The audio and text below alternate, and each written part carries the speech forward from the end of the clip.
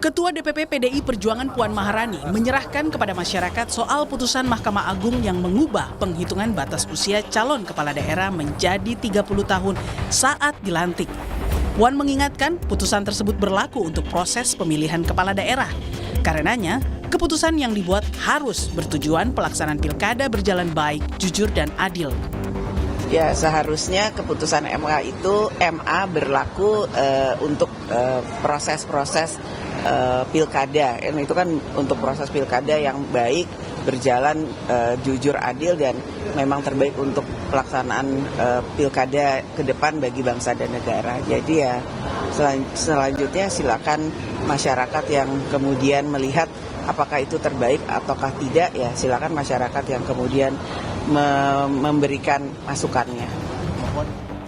Sementara itu, Ketua Umum PSI Kaisang Pangarep yang disebut-sebut diuntungkan dengan terbitnya putusan MA itu bilang, secara aturan, putusan MA memang memungkinkan dirinya ikut pilkada, meski ia masih menunggu putusan tersebut diterapkan dalam peraturan KPU. Dari peraturan yang kemarin diubah di MA, saya memungkinkan untuk maju. Tapi itu kan belum masuk ke PKPU.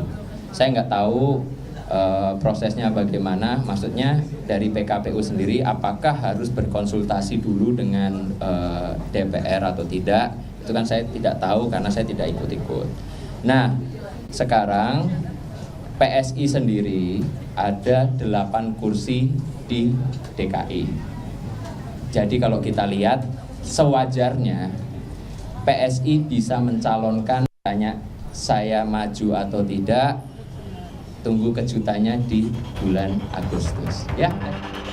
Hingga sepekan setelah putusan MA dikeluarkan, belum ada penjelasan dari MA soal putusan yang dinilai sebagian pakar hukum tata negara sebagai produk yang cacat hukum. Terakhir, Ketua MA Agung M. Syafruddin menolak berkomentar soal putusan yang dikeluarkan lembaganya. Kalau itu saya belum baca deh, nggak bisa saya komentar ya. Kita kan tidak boleh berkomentar terhadap putusan. Nah, ya.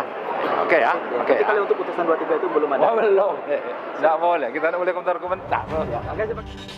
Penjelasan Mahkamah Agung sangat dinantikan untuk menjawab kritik keras putusan karena dianggap syarat muatan politik.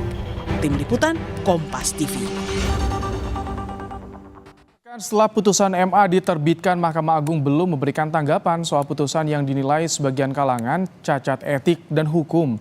Lalu bagaimana menakar kualitas putusan MA yang dinilai sebagian kalangan syarat muatan politik? Kita bersama dengan Ketua Pusat Bantuan Hukum Indonesia Julius Ibrani melalui sambungan telepon. Dan juga ada Dewan Penasihat dan Juru Bicara PSI Irma Huta Barat yang sudah bergabung. Selamat sore Mas Julius, Bu Irma. Selamat sore, apa kabar? Baik, sambil kita menunggu ya, Bu Irma, kita menunggu Mas Julius bergabung bersama kita sore hari ini. Bu Irma, saya ingin minta tanggapannya dari Anda. Ini ketika putusan dari Mahkamah Agung ini dinilai politis lah, cacat etik, moral, dan juga hukum. Anda dari PSI yang kemarin Kaisang ikut berkomentar, bagaimana tanggapan Anda, Bu Irma? Iya, begini kan, kalau itu sudah menjadi putusan hukum kan artinya berlaku untuk semua orang, semua masyarakat di seluruh Indonesia. Dan MA dalam mengambil keputusan tentu saja ada pertimbangannya, itu yang pertama. Lalu yang kedua, yang mengajukan itu kan adalah Partai Garuda. Jadi kami di PSI sebetulnya tidak ada hubungannya sama sekali, dan Partai Garuda juga ketika mengajukan tidak bertanya kepada kami atau melakukan itu karena kami. Jadi hanya gara-gara Kaisang akan dianggap maju untuk pilkada, maka menjadi dikait-kaitkan. Jadi ini jadi guilty by association jadinya ini, Mas. Oke, baik. Mas Julius, udah bergabung? Sudah bergabung, Mas Ibrahim. Terima kasih. Baik. Gimana tanggapan Anda soal putusan MA ini? Ketika banyak gelombang kritik, cacat etik, cacat moral, cacat hukum. Anda melihatnya seperti apa? MA belum memberikan tanggapan apapun soal ini. Oke, baik. Saya kasih pertimbangan dua hal. Pertama, MA juga tidak di dalam kondisi yang baik-baik saja. Begitu banyak kasus korupsi yang melibatkan Hakim Agung, dan bahkan ada satu Hakim Agung yang berkali-kali ditetapkan tersangka dan masih berproses terus sampai sekarang. Artinya reformasi di Mahkamah Agung terkait dengan integritas, korupsi, dan segala macam ini masih dipertanyakan. Dan Ya, PBHI menerima banyak pengaduan sekali terkait dengan kinerja Mahkamah Agung, utamanya dalam hal lambatnya penanganan perkara, intransparansi, dan banyaknya kejanggalan dalam putusan. Itu pertimbangan pertama sebagai background. Oke. Yang kedua, yang perlu kita lihat di dalam substansi putusan nomor 23 PHUM 2024 itu adalah satu, ini dimasukkan 22 April lalu cepat diputus 1 bulan, sedikit lebih. Ini sangat janggal karena ribuan perkara lainnya ini menunggu dan jarang cepat diputus. Yang pertama, dari segi substansi yang kita tahu pertimbangannya itu ini juga tidak ada yang betul-betul relevan dengan apa yang diatur di dalam pasal. Bahkan ini menjadi ranah Mahkamah Konstitusi dalam hal satu, dia mempertimbangkan original intent yang dibahas oleh anggota DPR ketika menyusun peraturan perundang-undangan itu. Padahal materinya, objeknya adalah peraturan KPU. Peraturan KPU yang diajukan sebagai objek di dalam uji materi di Mahkamah Agung hanya boleh diuji berdasarkan undang-undang, ya, nomor 10 tahun 2016. Tidak bisa dia memasuki sampai pembahasan DPR dan segala macam. Itu jelas-jelas offside dan mengambil ranahnya Mahkamah Konstitusi. Dan bahkan ada pertimbangan soal kepemudaan di dalam pembentukan konstitusi kita, Undang-Undang 45 ini sama sekali ngawur dan tidak relevan. Dengan kejanggalan yang Anda sampaikan, ada dugaan syarat politis? Jelas. Makanya kan begini, kita melihat begini. Kalau dari segi prosedur ini kemudian tidak dapat dipertanggungjawabkan dalam arti tidak sesuai dengan realita yang dihadapi pencari keadilan, masyarakat miskin, aktivis dan yang lain, ini secepat kilat. Yang kedua, dari segi pertimbangan putusannya itu juga terjadi kejanggalan, maka patut dipertanyakan siapa yang mendorong ini agar terjadi percepatan, siapa yang akan memanfaatkan sehingga jalurnya jalur cepat, dan ini karpet merah. Ini hal yang benar-benar fundamental, ini tidak bisa diperdebatkan. Saya tidak akan katakan pertimbangan politis dan lain-lain, tetapi dari segi prosedural yang janggal, dari segi pertimbangan yang tidak dapat dipertanggungjawabkan juga, maka menimbulkan pertanyaan, lantas ini ada apa, siapa yang dorong, dan untuk siapa? Itu yang paling penting untuk kita perhatikan. Baik. Gitu, Ibrahim. Bu Irma, ketika banyak pertanyaan, ada yang soal karpet merah, siapa yang dorong, tapi satu yang bisa membuka jalan soal ketika putusan MA ini diketok kan Kaisang akhirnya bisa nih, ada kesempatan untuk masuk ke bursa Pilgub. Ini jadi pertimbangan tidak? Atau bagaimana hitung-hitungannya dari PSI, Bu Irma, menanggapi soal ini, dari polemik MA ini?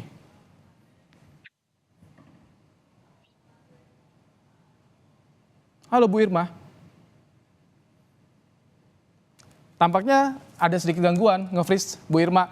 Mas Julius, kalau misalkan tadi banyak kejanggalan yang Anda sampaikan, ini mungkin nggak kalau misalkan nanti tahapannya KPU untuk meminta tafsir kepada Mahkamah Konstitusi terhadap tafsir MA ini, Mas Julius? Jelas ini bukan sekedar tafsir ya, tapi ini sudah melampaui kewenangan Mahkamah Agung. Bahwa undang-undangnya tidak berubah, dan peraturan KPU adalah pelaksana undang-undang. Tapi dia mengubah si perintah undang-undang itu, padahal harusnya ranahnya di Mahkamah Konstitusi. Artinya tidak cukup dari sekedar tafsir. Dia harus dalam konteks uji material. Oleh karenanya ini sedang kami pertimbangkan, Mas Ibrahim, bersama teman-teman. Kami akan mengajukan itu kepada Mahkamah Konstitusi dengan segera untuk menjadi pijakan yang kuat. Tidak bermain-main di KPU yang kita tahu sendiri, ketuanya bermasalah. Tahan dulu Mas Julius ya. Baik, saya ingin memberikan porsi juga kepada Bu Irma yang sudah kembali bergabung. Bu Irma, ini kan dengan adanya putusan MK tak dapat dipungkiri ada peluang bagi Kaisang untuk masuk di bursa Pilgub. Ini tidak akan jadi beban buat PSI di tengah polemik MA ini. Bagaimana sih hitung-hitungannya dari PSI? Iya, kalau kami kan melihat bahwa pertama bukan kami yang mengajukan, dan juga kalau soal mengkritisi MA, tentu saja kita sepakat bahwa masih banyak yang perlu dikritisi, ya kan. Tetapi kan tidak berarti serta-merta itu adalah satu keputusan yang dikeluarkan hanya untuk Kaisang dan memuluskan jalannya Kaisang semata. Yang pertama, belum ada pengumuman bahwa Kaisang akan maju menjadi pilkada. Mungkin nanti Agustus baru akan diumumkan, seperti yang sudah dikatakan oleh ketum kami itu. Lalu juga soal bagaimana keputusan MA yang katanya perlu direformasi dan ada prosedural yang janggal, tafsir yang melampaui kewenangan MA dan lain-lain sebagainya. Semua kritik terhadap MA itu adalah kritik yang harusnya konstruktif ya, bisa dilakukan untuk memperbaiki MA.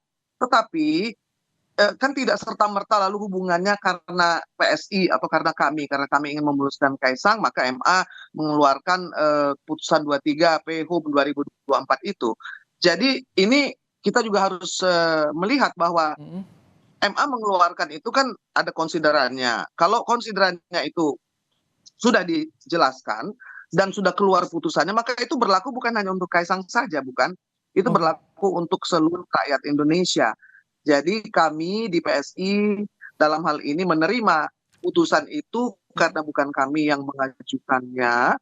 Lalu juga kalau ingin ditanyakan kepada DPR ataupun kepada KPU, silahkan ditanyakan. Oke. Tetapi tidak betul bahwa putusan itu keluar untuk memuluskan jalannya Kaisang untuk mengikuti pilkada. Oke.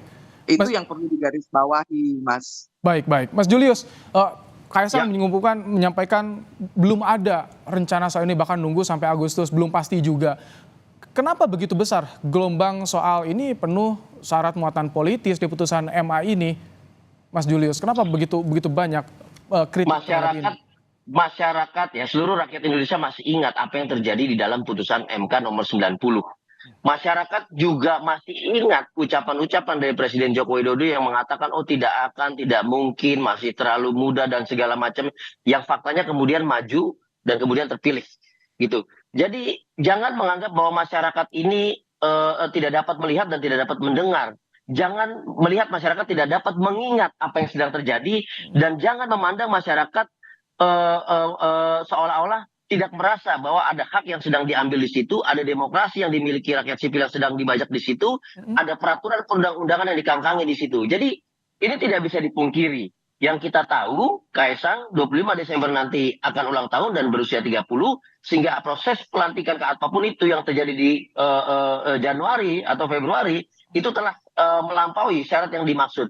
Jadi itu maksud dari pertanyaan ketiga yang saya sampaikan tadi, Ibrahim.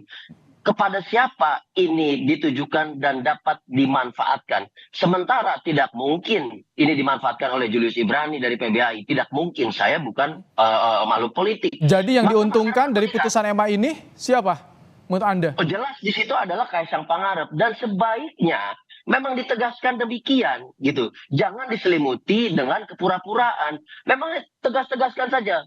Masyarakat butuh politisi yang tegas. Masyarakat butuh politisi yang tangannya kuat, sikapnya kuat, karakternya kuat. Apabila terjadi ngeles ini bukan itu segala macam, ini juga tentu menurunkan kepercayaan masyarakat terhadap para politisi itu. Dan koalisi masyarakat sipil akan gugat ke MK soal tafsiran dari MA ini, putusan MA ini.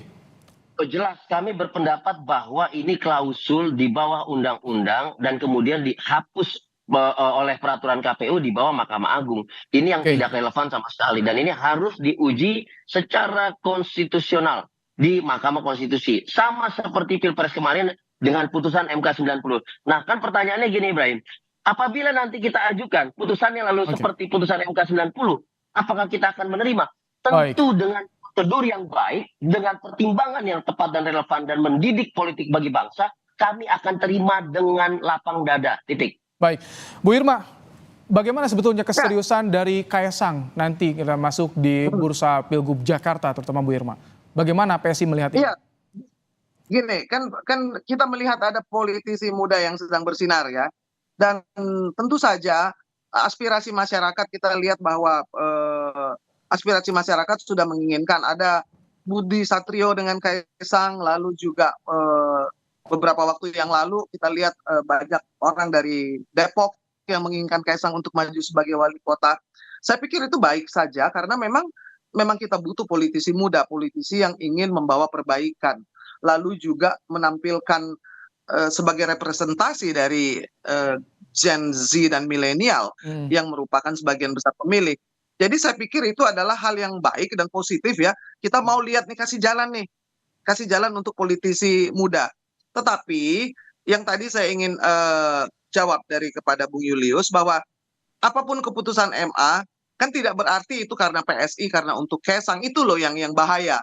Karena kalau semuanya dipelintir lalu kemudian seolah-olah semua bisa diatur oleh PSI, luar biasa sekali kami. Sementara kami kan partai bayi yang isinya politisi muda.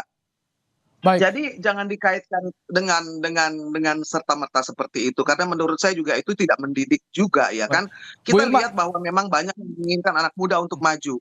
Kalau masih ada halangan, ya tentu saja bisa diubah. Kalau Bu Irma. dibilang, oh dulu Pak Jokowi ngomongnya lain, sekarang berubah. baik, Di tahan dalam sedikit ya. politik kan Bu Irma, saya juga ingin minta absolut. tanggapan dari Anda PSI ini. Sekarang ramai narasi soal MK milih kakak, MA milih adik. Bagaimana tanggapan Anda? Karena ini ramai sekali narasinya di media sosial juga.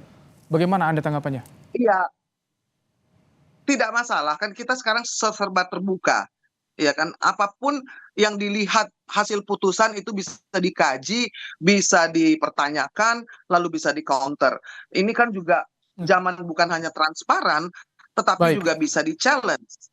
Namun, mendiskreditkan itu kan tidak baik. Karena seolah-olah menutup jalan Oke. bagi politisi muda. Dan kebetulan PSI adalah gudangnya politisi muda. Saya aja yang juru bicara, yang rambutnya sudah putih, tapi yang maju kan yang muda-muda semua, Mas Baik, Ibrahim. tapi kita tunggu ya bagaimana nanti keputusannya di Agustus. Julius juga kita tunggu bagaimana koalisi masyarakat sipil untuk mengajukan gugatan ke Mahkamah Konstitusi. Terima kasih Bu Irma Huta Barat, Julius Ibrani, terima kasih telah bergabung di Kompas Petang sore hari ini.